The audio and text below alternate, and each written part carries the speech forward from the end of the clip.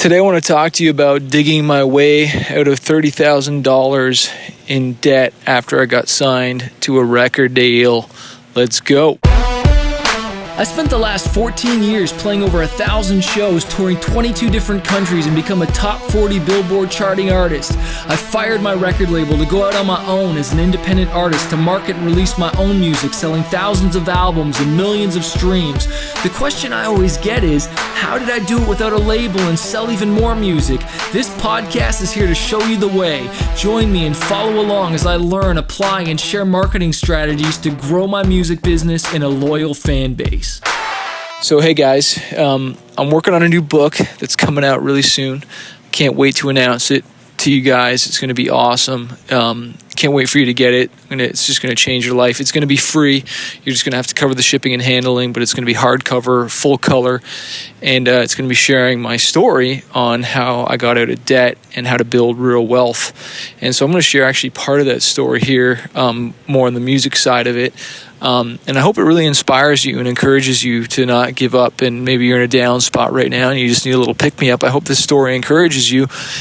And so this is it, okay? So I had an IT job, and I was getting paid really, really well, like $63,000 to $70,000 a year, Canadian. So I don't know what that is American, like $50,000. So not amazing, but for living at home, and I think I just gotten married as well too. But it was a good job for me back then. And on the weekends, I'd play shows, I'd go to open mics, and I used all that money to release my first EP and my first independent album. But I wanted to get signed so bad, and I was always pushing music. And I tried to do it the slow way, at least I thought it was, which was, I went from working 5 days a week to 4 so that I could do one more extra show on a Friday and get to the shows earlier. And then I made the bold move to ask for another day off. And this is, you got to understand, at a salary company. And so it was very pushing, and I could have gotten fired for this, but anyways, they gave it to me. And so I was part-time, kind of basically 3 days a week, but salary. And I think I kept my benefits too, so they were really generous. And so I'm doing this, and and I'm trying to build my music career, and I was doing it by playing a lot of shows, okay? I could have done this so many other different ways. I could have been songwriting more and trying to, pitch songs, but I was really hustling the shows because I like to perform. And, and that's what I just guess I knew, and I knew how to get paid that way. And so I'd book shows to try and, make money. And honestly, if I got a good paying show, I could typically get paid even more money than being at work, and especially if I sold a bunch of merch, right? And so I'm trying to make this work, and it was working. But I still wanted to get signed. I still wanted to go down to America and tour the USA and all that stuff. And so, of course, I'm pushing the whole label angle and stuff. And finally, there was a record deal on the table. And it wasn't a good one. And that's because I didn't have anything to negotiate. I had no sales, no real, at least not real sales, and no real, touring history or anything like that, no real fan base to leverage. And so, the deal that was presented in front of me was taking around 70 to 80% of my income, okay? And what's worse is that there was no advance, okay? They didn't give me any advance, and so that means they gave me no money up front. And so, long story short is I ended up quitting my job to get signed. Okay, I signed the record deal, and then it was like, okay, I think the record was coming out in July or something like that. And so I was like, okay, I think I quit my job in June or something like that. And the only thing I did was I talked to the label, and they recommended some manager to me. And I ended up signing with him. And I remember I checked with him and said, hey, I just want to make sure that you can at least, cover this much expenses. Like, you can at least, help me, make this much money, right? And he's like, yeah, I can make sure I make you that much money. And anyways, after I quit my job, I went on tour, and the very first show we had was, I think, in Washington or something like that. So that's basically driving from Toronto, the East Coast, all the way to almost BC to Washington. It was at least 16 to 20 something hours we had to drive to get to this first show with no shows booked in between. And what makes matters worse is right before we did that tour, I thought that I needed to get a new car because I didn't want to take my old one. I didn't want it to break down or anything like that on the road. You know what I'm saying? And so, I went $30,000 in debt to get this car and went on the road. And it was nuts because, we were playing shows, wasn't selling much merch, sometimes barely getting paid anything. And it was me and my breakdancer buddy and my buddy Jeff. And, we almost killed each other at one point, but we were sleeping in the car, struggling, just trying to figure all this stuff out and just touring. And I think I was gone for the first tour, after I'd just gotten married, just quit my job. And I think I was on the road for at least a month and a half. I didn't see my wife. And I'll never forget finally seeing her after touring all the way back up to Canada. I met her in Vancouver, BC. And I'll never forget running to her after just playing all these, mediocre shows, some better than others, some good, some awesome, some great experiences, but just finally seeing her. And, but I was in so much debt. And then it was we ran to each other to grab each other's arms and just hugged and embraced. And it was just one of these moments of oh my gosh, this was tough, And what's crazy is I think we saw each other and we had maybe a day or two off. And then we started another tour, but at least we were together and we did a tour across Canada. And what's cool about that is, I'll never forget, and I probably could have done this tour was awesome because it was opening up for my buddies TFK, and there's thousands of people every night, and so we were crushing it with merch, and we were just doing great, and it was just a huge, influx of income. And that's one of the things, I even as I share this story with you, is the smart way to tour and do this music business is to leverage other people's audiences. And what's crazy is I quit my job to go on play all these shows. Some of them were good, some of them were really rough, like I said, and it did build my career, signing with the label, it did open up doors. But I could have just stayed at my job, played the good shows, and even just gone back even to 5 days a week and then just flew out for the really, really good shows and be in front of a lot of people.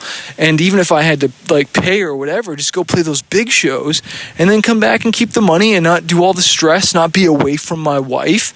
And then when there is a really good tour, buy onto it if I have to, or just leverage to get onto it some way. So I'm in front of a lot of people at once. Because let me tell you this, the month and a half on tour, I probably played in front of the same amount of people in 1 or 2 nights on that big tour.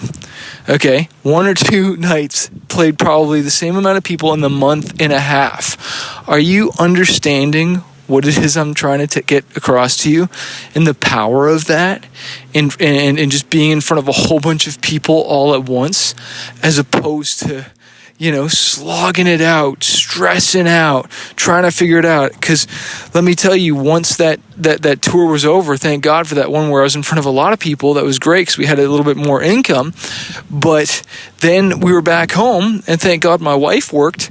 But I was just trying to book more shows again. So I was on this treadmill, and I think I even went back to my old job. They asked me to come back for a few days here and there, and I charged them a lot of money actually because it was an IT job. So I charged a kind of consultant rate.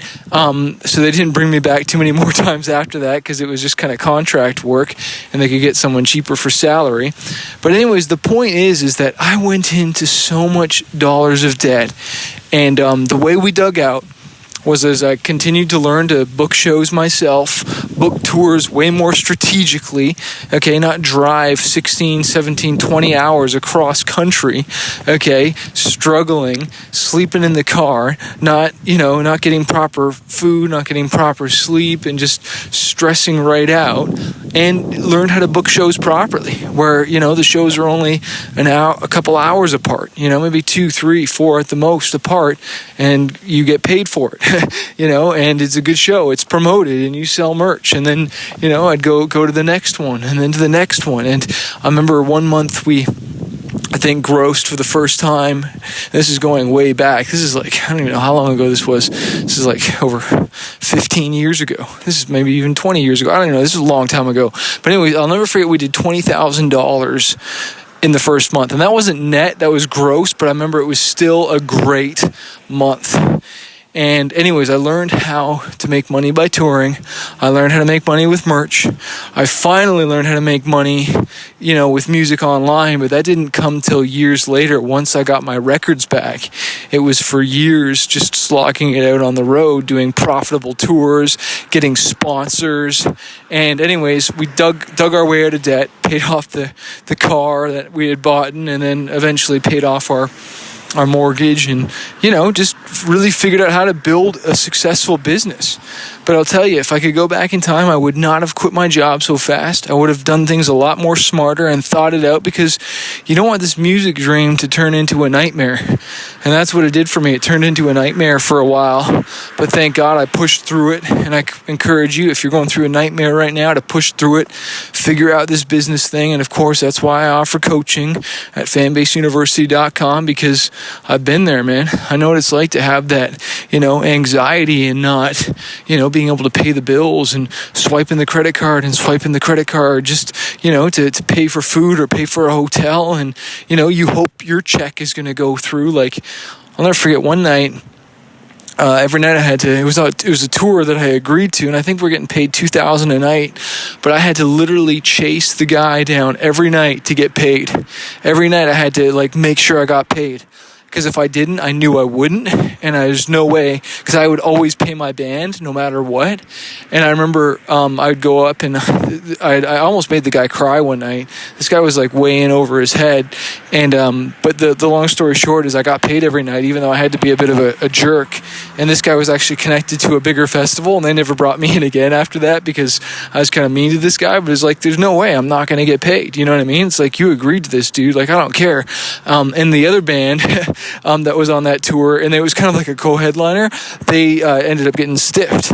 So this is why sometimes, you can be a good guy, but you don't always have to be a nice guy. And if you don't, look after your business affairs and have the tough conversations and call people out and get your money, you're going to get walked all over. You're going to get ripped off, And so, every night, even though I had anxiety, I was having the tough conversation with this guy and said, look, get me my freaking money, every night. And it was the worst thing ever. It was, I remember there's another tour we could have taken where I would have just bought on, and it was a way bigger rock tour, and they wanted us to pay $500 a night.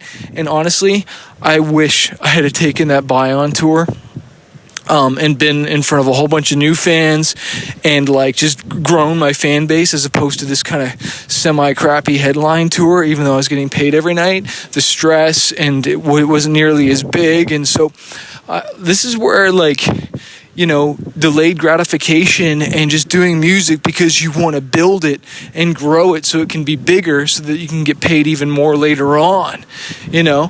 Going back, if I could have done that, I would have in a heartbeat. And but I didn't. And so lessons learned. But I hope this encourages you. And again, I'm going to be talking about so much more of this stuff about building a real business, building wealth, paying off debt, and so much more in my new book, which I can't wait to tell you about. I'm not even going to let the name out the bag yet, but it's coming, and it's going to be free. You just got to cover the shipping and handling, because I want everybody to get this message, and because I know it'll change your life in a big way. And so hope that inspires you. Again, if you want coaching and want to get plugged into our community, go to fanbaseuniversity.com, and I'd love to help you just grow your business. But just know, man, you got to invest in your career. You got to want this thing. It's not always about the money up front first. It's about the investment. It's about the sacrifice. It's about the risk. But it's about having a thick stomach, not in the terms of fat, but just that, willing to handle the pressure, but not give up. You know what I'm saying? So, hey, hope that inspires you, and I look forward to hopefully seeing you on a coaching call at Fanbase University. We meet on the 12th and 24th of every month. Peace. So if you're a struggling artist and you're just trying to figure out this music industry, you want to go full time with your music, you want to get noticed on social media, or learn how to launch an album, an EP, or just get your music more marketed out there, I want to encourage you to check out my coaching program called Fanbase University. Every single month, I jump on the phone 2 times with my students, and I coach them, and I teach them how to market their music, how to get noticed, how to handle booking agents, record labels, and just get their music out there. Also, you get access to exclusive training, you get interviews with music industry professionals. If you want to find out more and not do this on your own, not struggle, because I've wasted thousands of dollars on my career, and now I want to coach other artists. Check out my program, fanbaseuniversity.com, or click the link below to find out more info.